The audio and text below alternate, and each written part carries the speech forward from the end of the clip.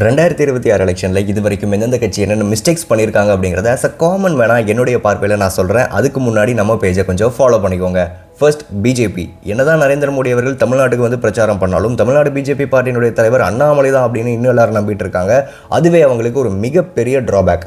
NDA கூட்டணி மூலமா ஏஐஏடிஎம்கேக்கு support பண்ணாலும் அவங்களோட பிளான்ஸ் எல்லாமே திராவிட திட்டங்களுக்கு கொஞ்சம் எதிராகவும் புதிராகவும் தான் இருக்குது. பிஜேபி தமிழ்நாட்டில் இருந்தும் இல்லாத மாதிரி தான் இருக்குது. Second, NTK. தெளிவான பிளான்ஸ், தெளிவான பேச்சு எல்லாமே அண்ணன் சீமான் கிட்ட இருந்தாலும் இவங்க சொல்கிற திட்டம் எல்லாமே ப்ராக்டிக்கலாக பாசிபிளா அப்படின்னு யோசிக்க வைக்குது.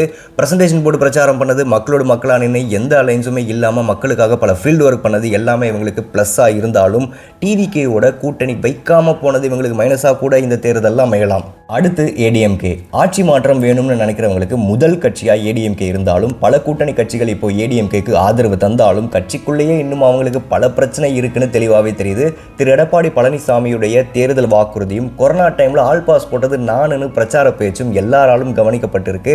ஆனால் அந்த கவனிப்பு இவங்க வச்சிருக்கிற கூட்டணியாலேயே மைனஸ் ஆகவும் வாய்ப்பு இருக்கு. Next, DMK. 2021 தேர்தல் வாக்குறுதியில் பல வாக்குறுதிகள் இன்னும் இவங்களால செயல்படுத்த முடியல. குடும்ப அரசியல், ஊழல்னு பல எதிர்ப்பு இவங்க மேலே இருந்தாலும் இவங்களோட இந்த 5 ஆண்டு கால அரசியல் களம் பெருசாக குறை சொல்ற அளவுக்கு ஒன்றும் இல்லையப்பா, நல்லா தானே ஆட்சி பண்ணிட்டு இருக்காங்க அப்படின்னு பலதரப்பட்ட மக்களோட கருத்துக்களை நம்ம தெளிவாக பார்க்க முடியுது.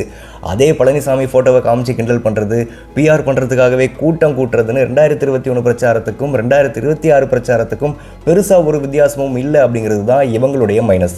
ஃபைனலாக டிவிகே. மிகப்பெரிய எதிர்பார்ப்பு, ஃபர்ஸ்ட் டைம் ஓட்டர்ஸ், விஜய் சாருக்கு இருக்கிற அந்த லாயல் ஃபேன் பேஸ் சப்போர்ட் லட்சக்கணக்கில் இருந்தாலும் இந்த எலெக்ஷன் ஓட்ஸில் ஒரு பெரிய மாற்றத்தை இவங்க கொண்டு வந்தாலும் கரூர் இஷ்யூ, பர்சனல் அட்டாக், ஒரு சிஎம் ஸ்டாலின் அங்கிள்னு சொன்னது, டிஎம்கேவுடைய தேர்தல் அறிக்கையை அப்படியே கொஞ்சம் எக்ஸ்ட்ரா போட்டு வச்சு அனௌன்ஸ் பண்ணது, இது வரைக்கும் ப்ரெஸ் கேட்குற கேள்விக்கு விஜய் அவர்கள் ஒரு வாட்டி கூட பதில் சொல்லாதது தான் இவங்களுடைய மைனஸாக பார்க்கப்படுது. இதை பற்றி நீங்கள் என்ன நினைக்கிறீங்க? இந்த எலெக்ஷனில் யார் ஜெயிக்க போகிறாங்க அப்படிங்கிறத கமெண்ட்டில் சொல்லுங்கள். இந்த வீடியோவை ஓட் போட போகிற உங்கள் ஃப்ரெண்ட்ஸுங்களுக்கு ஷேர் பண்ணிவிட்டு நம்ம பேஜை ஃபாலோ பண்ணிக்கோங்க.